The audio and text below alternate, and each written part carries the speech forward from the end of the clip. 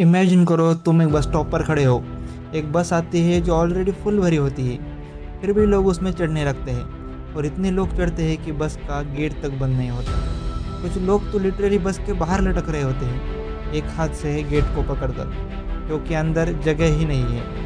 कुछ ऐसा ही इंसिडेंट मैंने अपनी आंखों से देखा था पुणे के नल स्टॉप पर। एक बस आती है डेक्कन की तरफ जाने वाली। उस बस में पहले से ही इतने ज़्यादा लोग थे कि उन्हें गिनना मुश्किल था। बस नल स्टॉप पर रुकी और लोग चढ़ने लगे, 1 2 3 और चढ़ते ही गए। इतने लोग चढ़े कि बस का गेट बंद ही नहीं हो रहा था। लोग लिटरली बाहर लटक रहे थे, बस की स्टेप पर, गेट पर। और उसी टाइम मेरे दिमाग में एक सवाल आया कि जापान में तो इससे ज़्यादा लोग रहते हैं। टोक्यो में लगभग 1.5 करोड़ लोग सिर्फ एक सिटी में रहते हैं। वहाँ भी रश आवर होता है, वहाँ भी ऑफिसेस है, कॉलेजेस है, मार्केट्स है, तो वहाँ ऐसा क्यों नहीं होता? तो चलिए आज के इस वीडियो में इस सवाल का जवाब ढूंढते हैं। और मैं आपको प्रॉमिस करता हूँ, इस वीडियो को देखने के बाद आप कभी भी सिटी बसेस में बैठेंगे तो उससे अलग ही नज़र से देखेंगे। पहले ये क्लियर करते हैं कि जो मैंने उस बस स्टॉप पर देखा वो सिर्फ एक दिन की बात नहीं थी, वो हर रोज़ का है।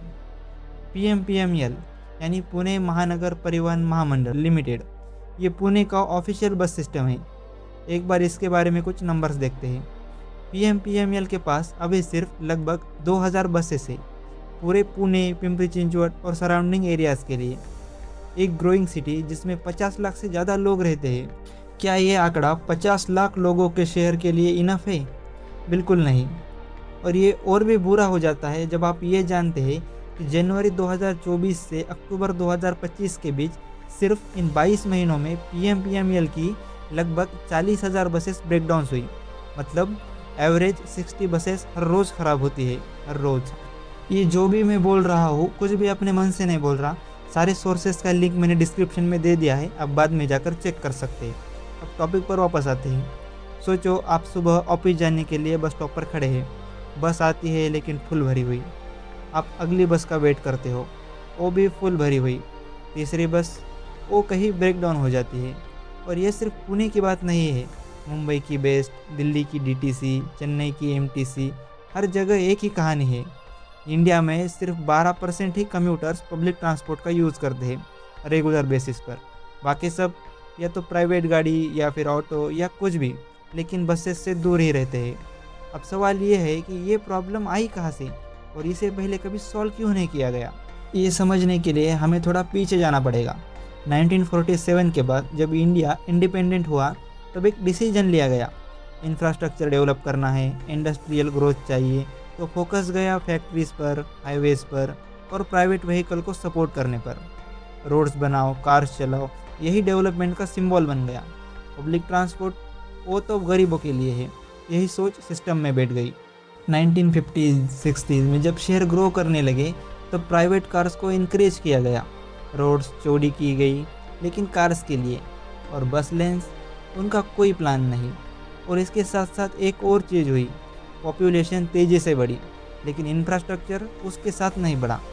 पुणे की बात करो तो 1970 में पुणे की आबादी लगभग 8 से 9 लाख थी और आज 50 लाख से ऊपर है। पॉपुलेशन तो 5 गुना बढ़ी लेकिन बस फ्लीट और रफली सेम जगह पर ही अटकी रही। इसके ऊपर एक और प्रॉब्लम, पॉलिटिकल विल की कमी। तो यही हुआ, एक के बाद एक गवर्नमेंट आई गई लेकिन PMPML वही का वही रहा। 2024 से 25 में PMPML को 47 करोड़ रुपए का रेवेन्यू लॉस हुआ। सिर्फ इस एक साल में राइडरशिप 2 करोड़ से ज़्यादा गिरी। सिस्टम एक विशियस साइकिल में है। बसेस ख़राब होती है तो लोग नहीं चढ़ते, लोग नहीं चढ़ते तो रेवेन्यू नहीं, रेवेन्यू नहीं तो बसेस मेंटेन नहीं होती, बसेस मेंटेन नहीं तो और ख़राब होती है। ये साइकिल तोड़ना मुश्किल है लेकिन इम्पॉसिबल नहीं। और हमें ये पता ही नहीं कि जापान ने एग्जैक्ट प्रॉब्लम फेस की थी और उन्होंने इसे सॉल्व भी कर दिया 50 साल पहले। तो थोड़ी देर के लिए जापान चलते हैं ताकि इस प्रॉब्लम को और उसके सॉल्यूशन को अच्छे से समझ सके। 1960 का जापान, पोस्ट वर्ल्ड वॉर 2 के बाद जापान रीबिल्ड हो रहा था। टोक्यो की आबादी तेज़ी से बढ़ रही थी और ट्रेन्स, उनकी सिचुएशन तो इंडिया से भी बुरी थी। 1962 में टोक्यो के जोबान लाइन पर एक ट्रेन एक्सीडेंट हुआ जिसमें 160 लोग मारे गए और लगभग 300 लोग इंजर्ड हुए। ये सब हुआ सिर्फ ओवर क्राउडेड ट्रेन की वजह से। 1963 में फिर टोकाइडो लाइन पर एक एक्सीडेंट हुआ जिसमें 162 लोग मारे गए और 120 लोग इंजर्ड हुए। याद करो, ये वही टाइम था जब जापान 1964 ओलंपिक्स की तैयारी कर रहा था। इस बार पूरी दुनिया टोक्यो को देखने वाली थी। जापान के गवर्नमेंट के पास दो रास्ते थे, पैच करो या रिबिल्ड करो। उन्होंने रिबिल्ड करना चूज़ किया। 1965 में जापान ने एक मैसिव प्लान लॉन्च किया जिसे कहते हैं कम्यूटिंग 5 डायरेक्शंस ऑपरेशन। इसका मतलब था टोक्यो के 5 मेन डायरेक्शंस के रेल नेटवर्क को कम्प्लीटली ओवरऑल करना। क्वाड्रपल ट्रैक बिछाई गई, नई सबवे लाइंस बनाई गई, एग्जिस्टिंग लाइन को एक्सटेंड किया गया। ये प्रोजेक्ट 17 साल तक चला, 17 साल, 1982 तक। और इसके बाद जो टोक्यो बना वो दुनिया का most efficient public transport system बन गया। आज टोक्यो मेट्रो सिर्फ एक ऑपरेटर 68 लाख पैसेंजर्स रोज़ाना कैरी करता है, सिर्फ 9 सबवे लाइंस पर।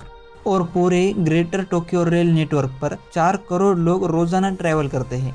4 करोड़ लोग एक सिटी में, सोचो ज़रा। और ऑन टाइम परफॉर्मेंस 99.8%।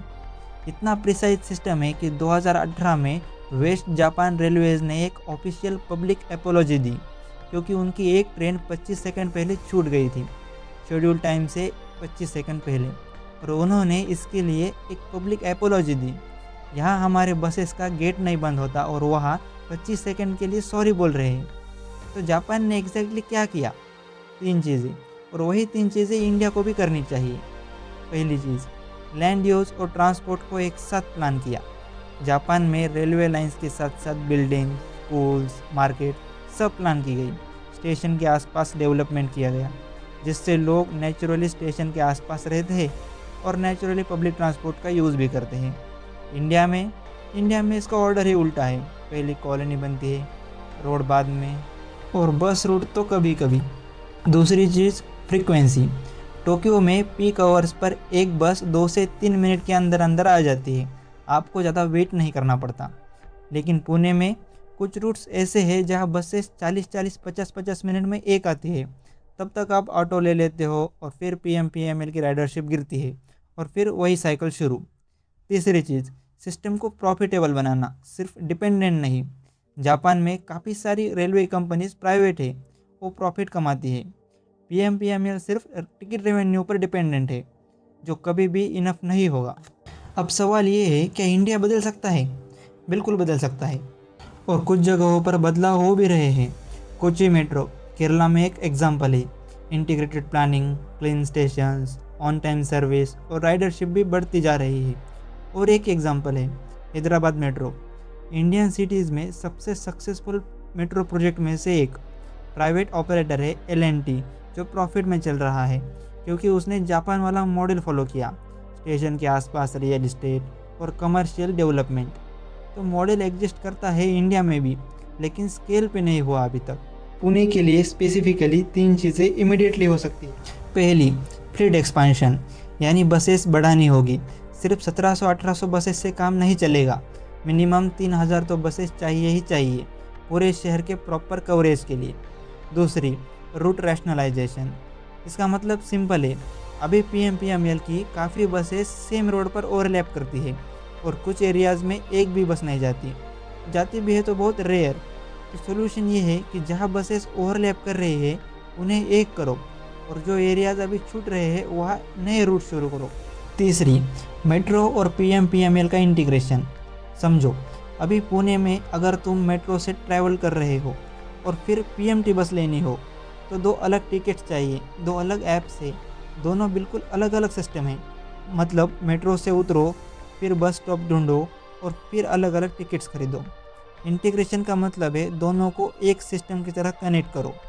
एक ही टिकट में बस भी, मेट्रो भी, एक ही ऐप में दोनों का शेड्यूल। जैसे दिल्ली में मेट्रो कार्ड से बस भी चल जाती है, बस वही मॉडल। क्या ये सब करना सिंपल है? हाँ बिल्कुल। तो फिर क्यों नहीं हुआ? क्योंकि पॉलिटिकल प्रायोरिटी ही नहीं है। जापान ने 1962 से 1963 में हुए ट्रेन एक्सीडेंट के बाद डिसाइड किया कि बदलाव लाना होगा। उन्होंने 17 साल का एक कमिटेड प्लान बनाया। आज उसका रिजल्ट साफ दिखता है। 4 करोड़ लोग रोज़ाना एक सिटी में बिना किसी कियोस्क के ट्रैवल करते हैं।